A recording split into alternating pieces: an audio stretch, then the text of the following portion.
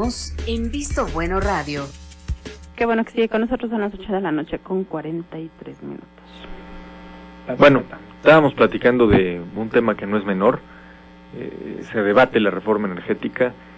Se rompe un paradigma en este país, que al final del día es inversión privada abiertamente en Pemex, y no solo para maquilar cosas que permite el Consejo de Administración de la paraestatal, sino para participar en procesos como refinación. Es decir, llevamos años discutiendo el tema de la refinería, y esta reforma abriría la puerta, por ejemplo, a que se invirtiera en refinerías en México a través de capital privado. ¿Qué capital privado? Me parece que es una pregunta que poco se ha hecho en estos días. ¿Qué capital privado? ¿Van a ser Exxon, Shell, BP? ¿O también van a ser los grandes capitales nacionales? Creo que esa es una pregunta que habrá que ponerle lupa. Es decir, al proceso de legislación secundaria tendrá que venir necesariamente un proceso de vigilancia ciudadana, porque la ley se interpreta. Bueno, no solamente ciudadana, o sea, tendría que pasar una supervisión de los órganos del Estado. Desde luego, pero me refiero a que si no hay una atención particular de los medios y de los ciudadanos sobre este tema en particular, sobre quién va a entrar a invertir, pues ahí estaba. Nos vamos a enterar de que. Pero ahí estaba hace un par de meses Carlos Slim, que estaba listo para poder invertir en el sector de hidrocarburos en nuestro país una vez que el tema de la por sacrificarse por la patria hay muchos que están dispuestos a entregar la vida en eso. O sea, una de las cuestiones que a mí me preocupa mucho de la reforma energética es eso, de que bueno, van a venir jugadores muy grandototes, que sabemos cómo se las gastan, o sea, traen una serie de broncas en todo el mundo por su mismo esquema, y los vamos a manejar, los vamos a cuidar a través de nuestra clase política. Ya vimos de qué están hechos. La reforma electoral nos demuestra de qué están hechos los señores. O sea, son absolutamente endebles. O sea, ¿cuáles son los órganos del Estado que pueden parar esto? Lo que se hablaba como una forma de fortalecer, que era de que este organismo en contra de la corrupción, pues digo, fue verdaderamente una tomada de pelo total, una tomada de pelo brutal. O sea, así habrá que verles los puntos buenos que tenga el tema de la reforma, digo, no creo que también no creo que todo sea malo, digo, independientemente de ello, yo veo que hay una cuestión positiva con el tema de la reforma energética. ¿Cuál? En la situación del impacto que habrá de tener tan solo la reforma energética sobre el Producto Interno Bruto en el país. Actualmente el ritmo de crecimiento de nuestro país anda oscilando menos del 3%, 3.7%. ¿Cómo? Previsiones del crecimiento del Producto Interno Bruto en nuestro país. 0.08. Que estamos mal hasta este momento. Y que bueno, según con los análisis y que han tenido varias personas que han estado interesados en este tema, en la discusión, en el análisis de ello, hablan de un impacto positivo que habrá de tener la reforma energética sobre el Producto Interno Bruto, correcto, que no se traduce necesariamente en mejores condiciones para el ciudadano, no se traduce necesariamente en menos diferencias sociales como las que tenemos ahora. Sí se ha hablado en el tema, A ver, yo creo que si la reforma energética no se conduce a través del Estado y de una visión de política social claramente asociada a los dividendos de la inversión que llegue, habrá sido un error. Claramente habrá sido un error. Es decir, de nada sirve generar riqueza si la riqueza no se distribuye, y para eso está el Estado. Esa es mi preocupación. Eso creo que queda muy claro. Espero le quede claro a los legisladores que votan mañana, porque en efecto, una cosa es que lleguen millones y millones de dólares a invertir en los campos someros, profundos, maduros de Pemex, y otra muy distinta es materializar los efectos en el terreno social. Para eso, indudablemente, se necesita de la gestión eficaz del gobierno, y eso es algo que no estamos atendiendo del todo, y qué bueno que lo mencionas, porque al final del día, ¿cómo creo que puede empezar a operar esto? En primer lugar, los beneficios no serán inmediatos, es decir, quien espere que sean inmediatos se va a quedar esperado sentado. Entonces, los beneficios empezarán primero con dar certidumbre jurídica a la inversión. Si la inversión viene, tendrá que reflejarse en un incremento en la producción de Pemex.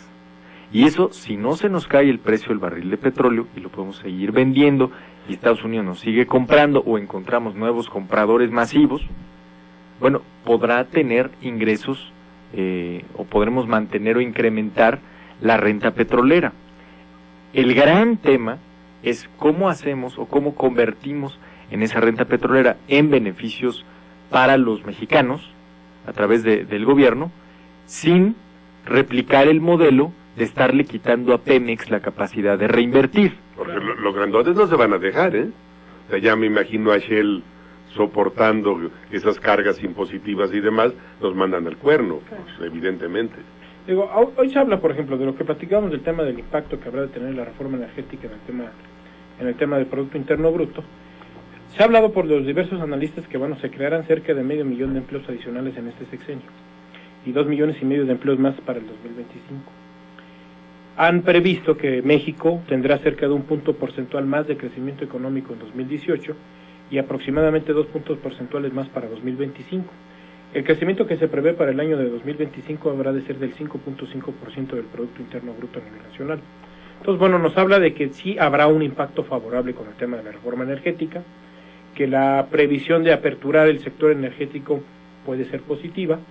El dictamen que justamente hemos ido analizando en el transcurso de las discusiones en el Senado de la República habla todavía del tema de que el sector público lo tendrá a su cargo, justamente el sector público tendrá a su cargo de manera exclusiva las áreas estratégicas, que se habla del tema energético. Pero el problema es que estamos planteando una reforma donde abrimos los candados constitucionales y luego ya vendrán las secundarias.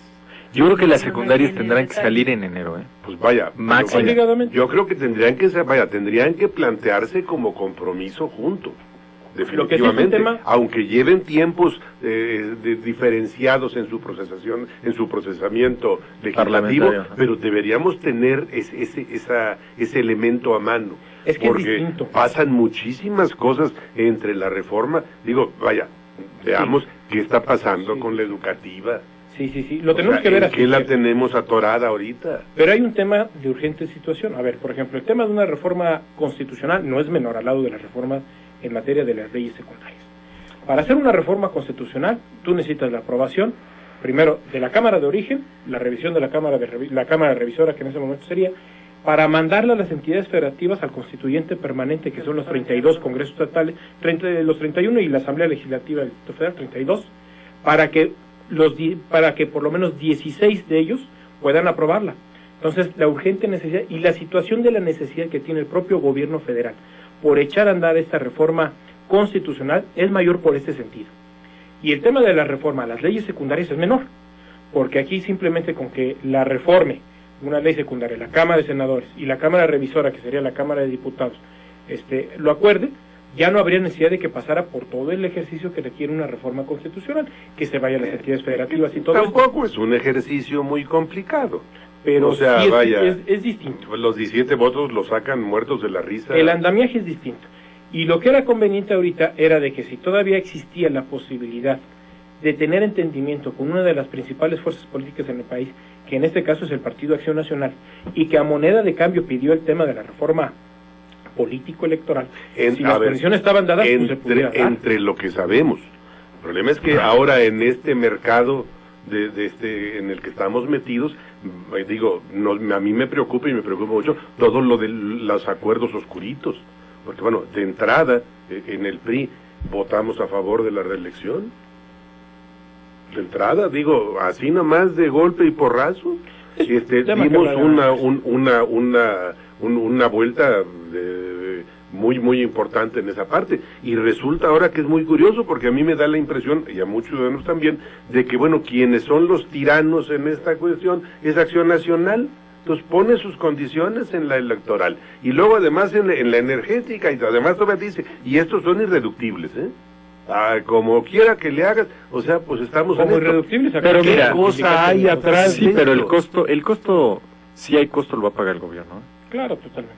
Ahora, creo que para tratar de ir cerrando la discusión, podríamos también platicar de qué podemos esperar en el tiempo de la reforma energética, es decir, cuál va a ser un parámetro para medir la eficacia o la ineficacia de lo que se apruebe en estos días.